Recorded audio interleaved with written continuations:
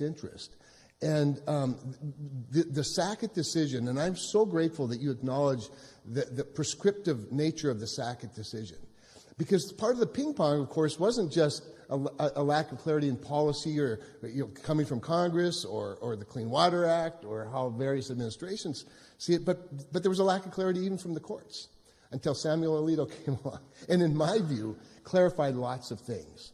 And there are a lot of people, including the previous administration, who just ignored that clarity and sort of chose to make it sound murky, to not have a reconciled national policy, to in the absence, even in the admission that there was some prescription in the court's definition of jurisdiction, that it was still in the landowner's interest to seek their permission, to ask for a jurisdictional determination, they being the bureaucracy, before what was obviously not a contiguous surface water shed.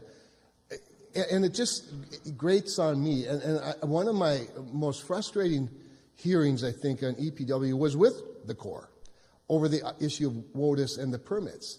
And General Spellman at the time, who was a great guy, was a great public servant, and I have great respect for his service, but he rather casually referred to the 80,000 annual federal water actions by the Corps of Engineers. And he moved on. And I said, can we go back to that? I think you misspoke. How many federal water actions does the Corps do a year? Well, 80,000. I'm like, that's an awful lot. So why would that be? And so when Sackett happened and the ruling came out and it was so clear, at least clear enough to eliminate some waters, and it frustrated me that at that time Undersecretary Connors, who I have great respect for as well, but chose to go this seek our permission and then the rules will apply route. And I said, that's like putting a highway patrolman on every car so that the driver could seek their permission to go 65. Our laws, our rules, our regulations are based largely on people's compliance. It's an honor system. And so this is a great relief. I think you'll be overwhelmed with really good comments from Midwestern farmers and landowners, much like the run on T-shirts at the White House. And I just thank you for doing this. I look forward to participating and finding some, like I said, common ground based on common sense. Thank you.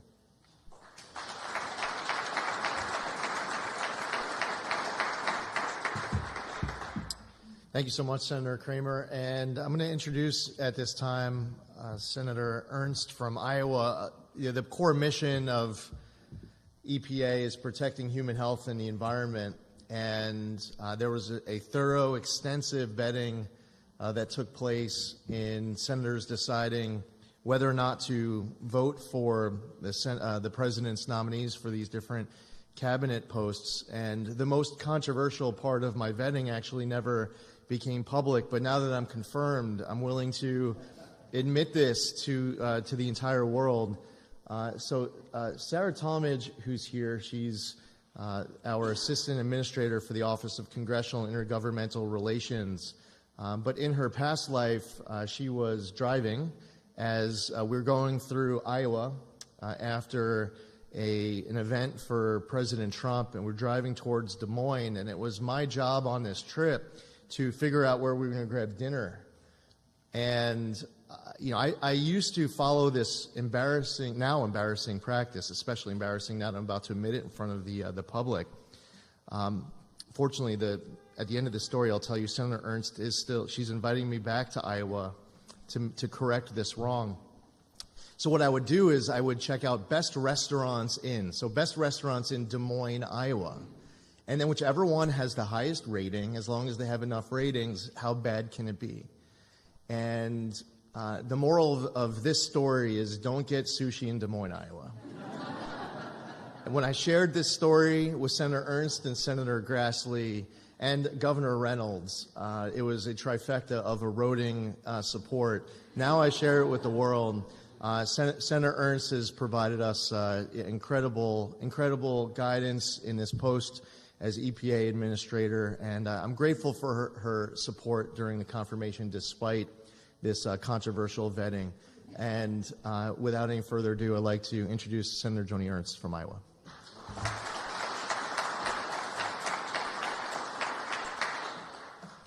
Yeah, Senator Cramer was just talking about common sense. Sushi in Des Moines is not common sense. But I do have some great recommendations. We are known for really good farm home cooking. Yes, folks, you all know this quite well, that Iowans have really had a lot of whiplash going through WOTUS in the last actually many number of years, as Chair Boozman had expressed. And what we call this is regulatory whiplash. And we have seen this in the first Obama administration. We saw this then when Trump did the right thing by attempting to get rid of waters of the U.S., but then we saw it again with Biden, and here we are again with Trump 2.0. And we really do have to stop this. You know, I'm the daughter of a small family farmer in Iowa. He is a small business owner, and much like every Iowan out there, we're tired of going through extraordinary changes that affects daily lives and businesses. And you know, I'm so proud to be here, and thanks to President Trump for setting the record straight on this, as well as Administrator Zeldin. You do still owe me a lot after the sushi thing. But ever since my first year in Congress in 2015, I have been fighting against WOTUS. And the very first bill that I ran and managed on the floor of the United States Senate was my first year in the United States Senate in 2015. And that bill was to nullify the Obama-era WOTUS rule. It did pass through the Senate with bipartisan support. It passed through the United States House with bipartisan support. It was Obama's rule. So, of course, when it hit his desk in the Oval Office, he vetoed it. So I still believe I hold the record for the most number of bills that have been vetoed by President Obama. I think I had 2 that were vetoed. One was the WOTUS overturn. So again, it was successful. It was bipartisan at that time. We saw that this was an egregious federal overreach for our small business owners, our farmers, our ranchers, and really every industry across the face of the United States. But what we saw then during the Biden administration was a doubling down on those efforts. And in my home state of Iowa, many of our Iowa farmers were fined because of misunderstandings about WOTUS, or again, the regulatory whiplash that they were experiencing.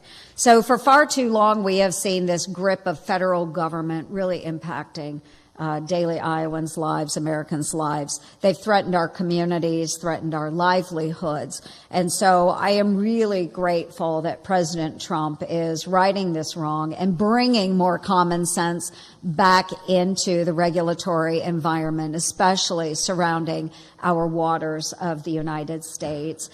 So again, I want to give great thanks to President Trump and his administration, and most particularly to Administrator Zeldin and his team for listening so closely, not only to our constituencies, but the members of Congress, those that really rely on the federal government to do the right thing. And in this example, I am so proud to say that the federal government, through President Trump, through Administrator Zeldin, is doing the right thing. So thank you again, Lee, so much for your hospitality and for actually listening to our constituencies. Thank you.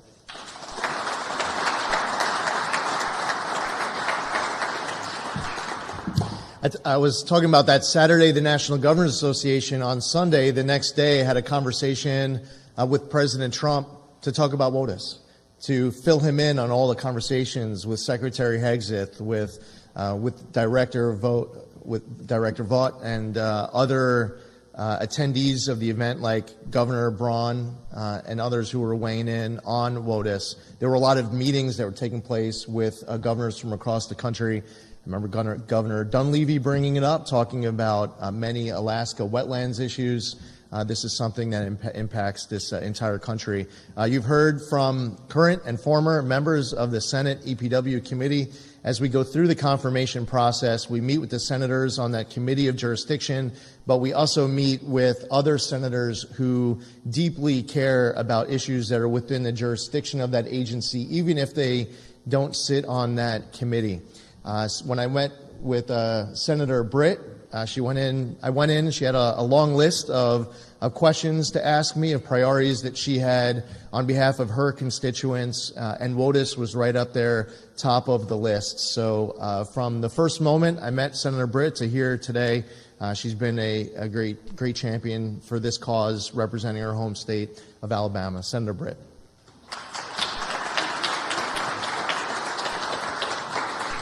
Mr. Administrator, thank you for having us here today and for all of your hard work. Look, President Donald Trump is doing exactly what he said he was going to do. Here we are, just a few mere weeks into this administration, and once again we get to say promises made, promises kept. There is no issue that when I travel the state of Alabama, literally every single county, that doesn't come up more than this one. And so, Mr. Administrator, I can't thank you enough for getting to work day one. And you're right, this was the very top of a long list of things that I wanted to see the EPA change course on. And that's because it affects the daily lives of so many Alabamians. So long before I got here, people like these distinguished members of Congress were fighting against this. I have the opportunity, sitting on the Senate Appropriations Committee, to have the EPA administrator come before us, have the Corps of Engineers come before us. This was always a question I asked. And because of the hard work of Senator Joni Ernst, I had information at my fingertips. So when I asked the Biden administration, do you know how many small businesses, do you know how many employees this negatively affects? Of course, their answer was 0. Well, Senator Ernst had me more prepared than that. She had made sure that every single state knew exactly how many people were affected and exactly how many jobs were at risk as a result.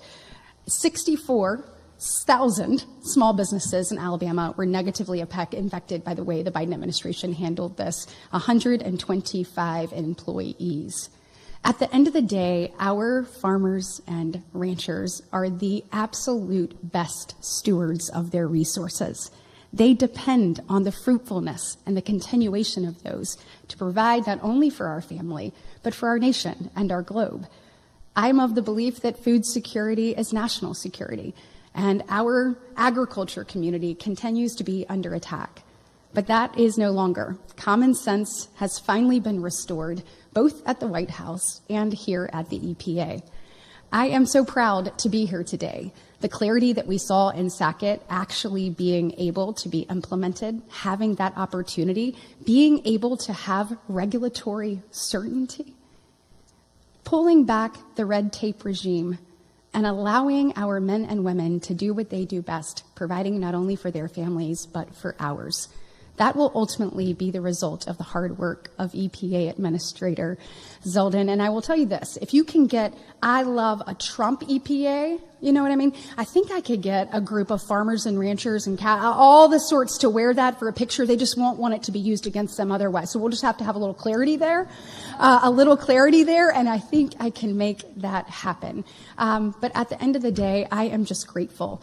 This is what is affecting the men and women that we serve. We hear this every time we go home. We hear this every time they come to DC, and to get to be a part of actually affecting change, it feels good.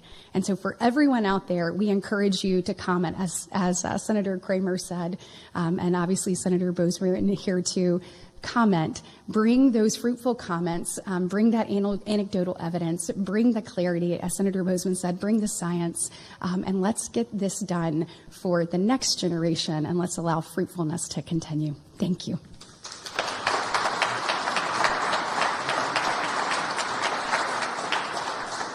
We have two members of the House with us. One is Congressman Doug LaMalfa, who I served with during my 4 terms, my 8 years.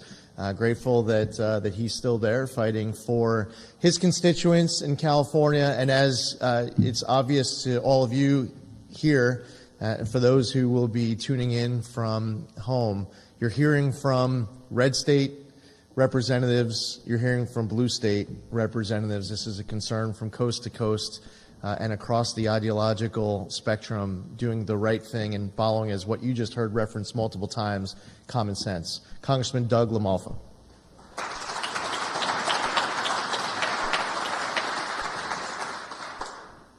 Well, I'm thrilled to be here. Administrator Zeldin, my good friend Lee, who works side by side in the House those years. Appreciate you, and appreciate you ascending to this role here. So my wife, she frequently likes to go to the thrift store, and a few years ago I asked, would you keep an eye out for some of those anti-Trump #resist shirts so I can wear it during the Biden era?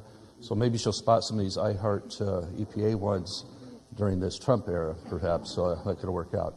So but kind of T-shirt thing's taking a life of its own. And also, don't be completely discouraged by sushi, because it does have rice in it, you know. So, Senator Boozman, I'm a rice grower in real life, so in Northern California. With that, we've had some unique things happen to us in Northern California due to some overly expansive interpretations of WOTUS in the past. Constituents of mine have had their ability to use their land severely curtailed. In one case, they'd done some resloping of the land so they could actually catch their tailwater so it wouldn't go into the water system.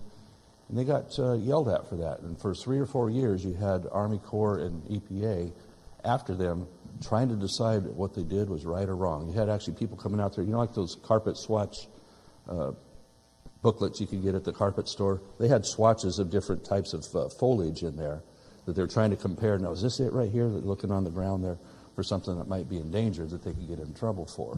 Then in another case, a farmer had his land that had been fallowed for some years. It had grown wheat before. It had wheat history. They decided, well, let's go back and grow some wheat once again. So they go out and do the normal things a farmer does in tilling the ground. And then they got a visit a little later on from the combination of EPA and Army Corps saying, you've altered the waterways of the United States. Basing the premise on that when you plow up a furrow, this is a mini mountain. Okay, this is a mini mountain range that now has runoff. That runoff could now mean that you're making silt getting into your ditch, which you made, a drainage ditch or an irrigation ditch. And that's how absurd it's gotten, because that person ended up having to pay a large fine, and I don't know if he got to plant his ground yet. This is not what this was about. These laws were passed in 1970, creating the EPA and the NEPA Act, as well as 72 when the Clean Water Act was passed by a supermajority in Congress. If those bills were passed the way they're interpreted today, a whole bunch of people wouldn't be in Congress anymore with how out of control it's become, the interpretations. So what we're so grateful for with the court decision and the Trump administration moving and hitting on all 8 cylinders, along with Administrator Zeldin, to have clarity on what the law is supposed to be on waters of the United States. It's not every mud puddle that they should regulate. You know, if you can float a rubber duck in it for a half hour after the rain, that does not mean this is something they can regulate. It has to be contiguous. It has to tie in actually to a waterway somehow. And not only is clarity important, but reasonableness and fairness. Because you can have clarity on really bad rules and still not be able to get along with that, to do farming, ranching, construction, whatever it might be. And to have this go this direction finally, I'm elated, not just for myself as a farmer, but everybody that would build a stock pond to keep their cattle watered on their own land. Normal things that used to be normal that were twisted and turned on their ear under the Obama and Biden administrations. Now we have that clarity back. And as Administrator Zeldin said, we want this to be able to stand the test of time, not change in every administration, and so you have that herky-jerky business that nobody knows where they stand with the government, other than if they do something, they're probably going to get fined or get their land taken away.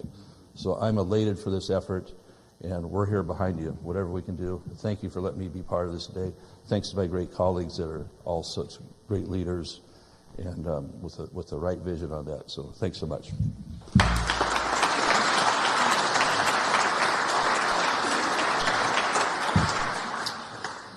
Congressman Derek Van Orden from Wisconsin is here as well. I was representing the 1st Congressional District of New York. I was followed by Nick LaLota. He was the person who took my seat. And the moment that I was nominated, I instantly heard from Nick asking to put me in touch with Derek to talk about an unrelated topic that some people might be familiar with here called E15. Derek instantly wanted to talk. And there's a fist bump from Senator Ernst on that one. So I quickly became familiar with Derek, and what I'm most impressed with is his amazingly distinguished service in uniform. Thank you for continuing to serve in the House of Representatives. I'd like to invite Congressman Van Orden up to speak.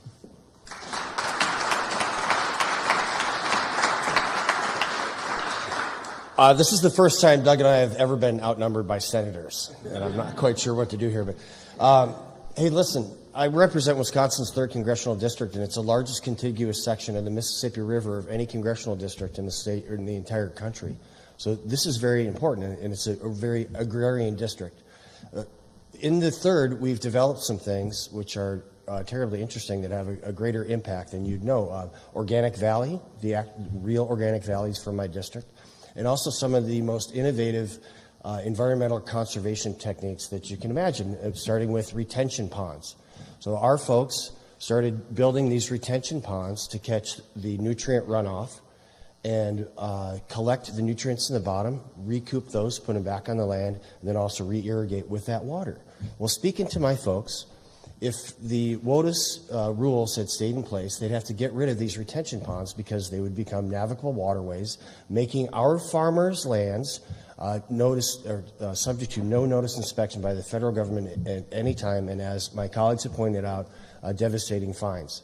So what the appreciable effect of what appeared to be a good thing to do, an altruistic rule, would be that the nutrients would actually wind up in the Mississippi River polluting the waters. So I wanted to come here specifically to thank President Donald J. Trump and Administrator Zeldin for standing up for our farmers and reversing the last 4 years of the war on agriculture that has been waged by the Biden administration. So Administrator Zeldin, my farmers from Wisconsin, thank you very much. President Trump, if you're watching this, my farmers, thank you very much. I ask that God bless all you and your families and continue your great work, Mr. Administrator.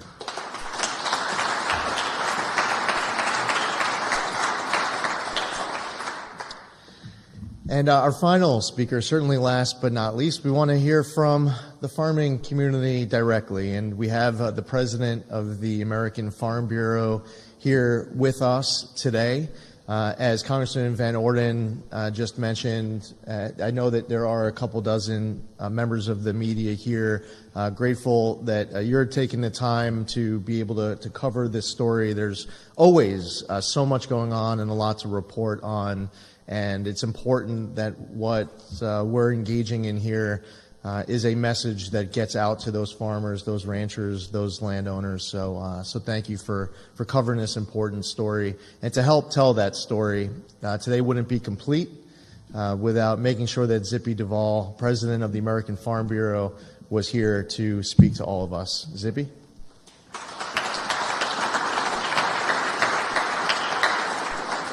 Thank you, Administrator Zeldin, and thank you, President Trump, for allowing the farmers to have a seat at the table like you did in your first term and again this time. So we thank you for that opportunity. I am here representing and honored to represent farmers and ranchers across this country. Our organization consists of about 6 million family members across the country, 2,800 county farm bureaus. We touch every community in this country, and we do it by providing one united voice. And I'm honored to be here in front of the men and women that make the sacrifices to develop policy for us. And I echo everything that you've said up to this point.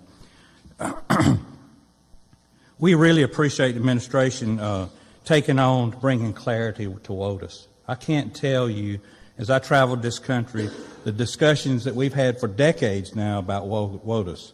And farm labor, cannot say that. Those are the two things I hear most of all everywhere I go. What are we going to do to fix these problems? This is a first big step in a very difficult farm economy that gives our farmers and ranchers hope that good things are going to happen in the future. You know, as you know, this is one of the worst farm economies we've had in decades, and there's so many things that need to happen to help our rural communities by helping our farmers and ranchers. And I told the Senate leader last week, we need to deliver some positive to farmers to give them that hope. And this is a absolutely wonderful positive thing that can happen.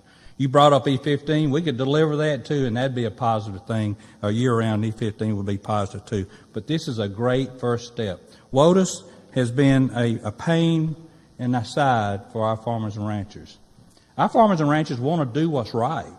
They just want to know what right is. And through this last administration, with their vague wording of with the implement guidance or lack of implement guidance, so vague wording like relatively permanent. Can anybody define that? Yeah, it's relevant. That's exactly right. And our farmers shake their heads and wonder what that might be.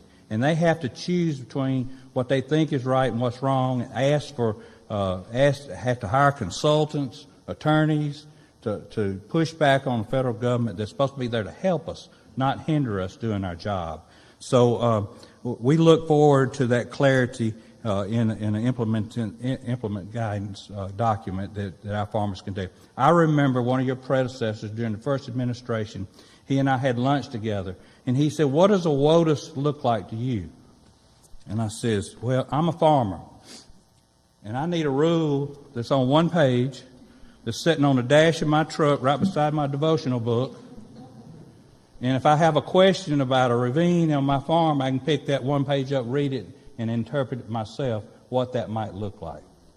That's what the goal should be. It should be that simple, because our farmers and ranchers for generations have worked hard to leave their farms and ranches in better shape than what they found it from their fathers and their grandfathers. None of us would do anything to hurt the environment, the water, the air that we live on, because it is our homes. It's where our families live. We consume the products off of it. You said one of your goals here is to protect human health and the environment. That defines a farmer. What we produce, we want to produce in a healthy way that helps make America healthy again. And we want to do it according to science and common sense.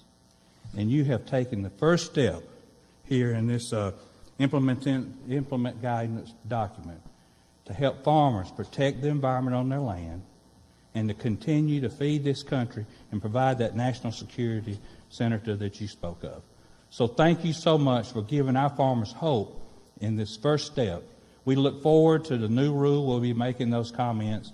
And of course, along with having clarity, we need that durability, because farmers make decisions today that's going to affect them 10, 15 years down the road. And with a durable waters of the U.S. that's clear, we can continue to protect the environment and our farms and make them sustainable for the future. So thank you, Mr. Administrator. Thank you, President Trump.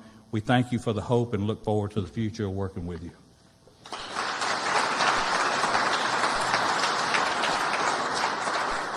Thank you, Zippy. And in conclusion, the rulemaking that we are initiating needs to be simple, needs to be durable, totally consistent with SACIT, and built to withstand the test of time. And we're excited about undertaking this effort. Look forward to working with all of you. And this time I'd like to invite our speakers to come up for a photo. Jess, Army Corps, if you'd like to join us, we'll take a group photo. Thank you all for attending today's announcement. Should we be in front? Okay.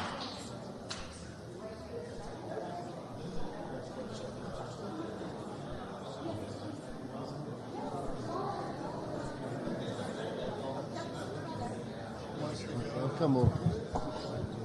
Good morning. Yeah, we can go behind it if you want. Take off and move that baby. Yeah.